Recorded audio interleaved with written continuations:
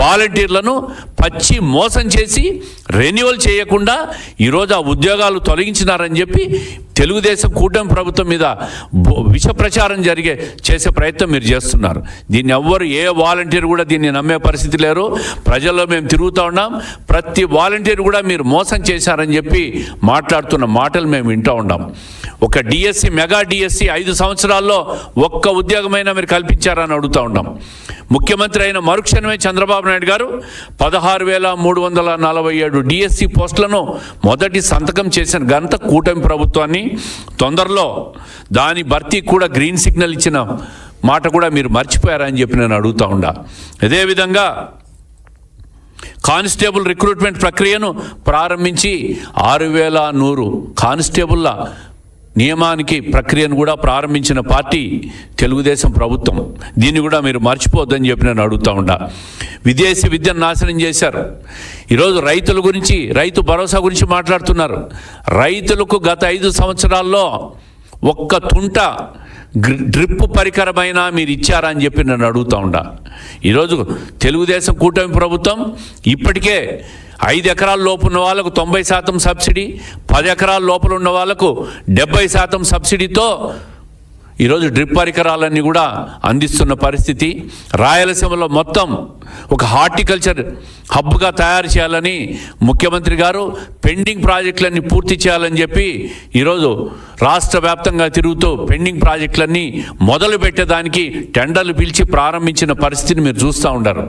ఒక్కరోజు కూడా రాయలసీమ మీద కానీ, సొంత కడప జిల్లా మీద కానీ ఒక్కరోజు కూడా మీరు ఒక్క రూపాయి కూడా ఖర్చు పెట్టిన పరిస్థితి లేదు. మీ పులివెందల్లో రింగ్ రోడ్ల సుందరీకరణకు 100 కోట్లు ఖర్చు పెట్టిన మీరు తాగేదానికి మీ సొంత నియోజకవర్గంలో నీళ్ళు ఇవ్వలేని పరిస్థితి 5 సంవత్సరాలుగా ముఖ్యమంత్రిగా ఉండి లబోదిబోబని మీ నియోజకవర్గానికి పోతే మీ ప్రజలు చెప్పే మాటలు మీరే వింటారు. ఈ విధంగా అన్ని రకాలుగా ప్రజలకు అబద్ధాలు చెప్పి విష ప్రచారం చేసే ప్రయత్నం చేస్తూ ఉంటారు.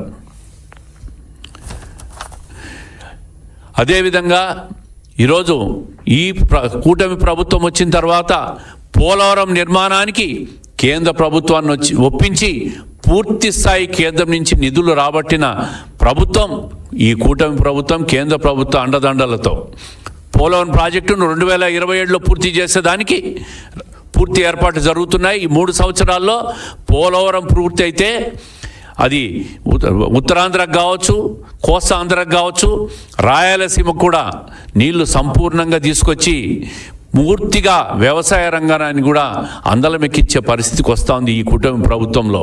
రాజధాని నిర్మాణం ఈ 3 సంవత్సరాల్లో కేంద్ర ప్రభుత్వం నుంచి 50 ఏళ్ల కాల పరిమితితో వివిధ ప్రభుత్వ రంగ సంస్థలు కావచ్చు, హడ్కో కావచ్చు, వరల్డ్ బ్యాంక్ నుంచి నిధులు సమీకరించి రాజధాని నిర్మాణం కూడా ప్రారంభమై 3 సంవత్సరాల్లో రాజధానిని కూడా పూర్తి చేయాలని ముఖ్యమంత్రి గారు కృతనిశ్చయంతో ఉన్నారు. ఆ విధంగా ప్రభుత్వం ముందుకు పోతూ ఉంది. రాయలసీమలో ఇప్పటికే హంద్రీనీవా ప్రాజెక్టు కావచ్చు, అన్నీ కూడా పూర్తిగా దాన్ని లైనింగ్ చేసి ఒక్క చుక్క కూడా నీళ్లు వేస్ట్ కాకుండా శ్రీశైలం నుంచి చివరి ఆయకట్టు కుప్పం వరకు కూడా నీళ్లు తీసుకుపోయేదానికి ఆ ప్రాజెక్టును కూడా పూర్తి స్థాయి లైనింగ్ చేసి పూర్తి చేయాలని తలంపుతో ఉన్నారు. ఇవి సంక్షేమ పథకాలు, ఒకవైపు అభివృద్ధి కార్యక్రమాలు. అభివృద్ధి కార్యక్రమాలకు సంబంధించి కేంద్ర ప్రభుత్వం నుంచి నిధులు తీసుకురావడం కానీ, రాష్ట్రంలో సంక్షేమ కార్యక్రమాల అమలుకు సంపద సృష్టించి దాని ద్వారా సంక్షేమాన్ని అమలు చేసేదానికి ఈ ప్రభుత్వం పనిచేస్తూ ఉంది. ప్రజలు ఎంతో సంతృప్తిగా ఉన్నారు. తల్లికి వందనం కావచ్చు, అదేవిధంగా మహిళలకు ఉచిత బస్సు సౌకర్యం కావచ్చు, రైతులకు వ్యవసాయ సాయం అందించే కార్యక్రమాలు కావచ్చు, సూపర్ 6లో ఏవైతే చెప్పాయో 600 తల తాకట్టు పెట్టైనా ప్రతి సంక్షేమ కార్యక్రమం తెలుగుదేశం ప్రభుత్వం, కూటమి ప్రభుత్వం ఎన్నికల్లో చెప్పిన హామీని ప్రతిదీ నిలబెట్టుకుంటామని చెప్పిన మాట, ముఖ్యమంత్రి గారు చెప్పిన మాట ప్రజలందరూ గుర్తుపెట్టుకోవాలా. ఈరోజు ఆయన పడుతున్న కష్టాన్ని ప్రజలందరూ గమనిస్తూ ఉంటారు.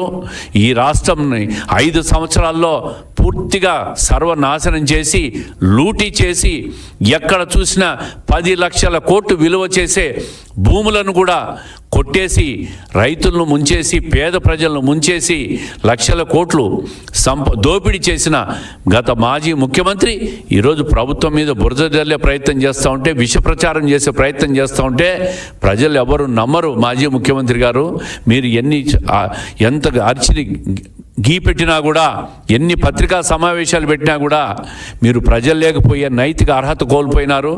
ఒక్క ఛాన్స్ అని చెప్పి అధికారంలోకి వచ్చిన మీరు ఒక్క ఛాన్సే అడిగారని చెప్పి విషయాన్ని కూడా మీకు గుర్తు చేస్తున్నా. మళ్ళీ మీకు ప్రజలు ఛాన్స్ ఇవ్వరు. ఇప్పటికే మీ పార్టీలో ఉన్న ప్రతి ఒక్కరూ కూడా మీ పార్టీని వదిలిపోతున్న పరిస్థితిని కూడా చూస్తూ ఉన్నాం. ఎవ్వరు మీ పార్టీలో మిగలరు. 42 సంవత్సరాల తెలుగుదేశం పార్టీని మీరు భూస్థాపితం చేస్తామన్నారు.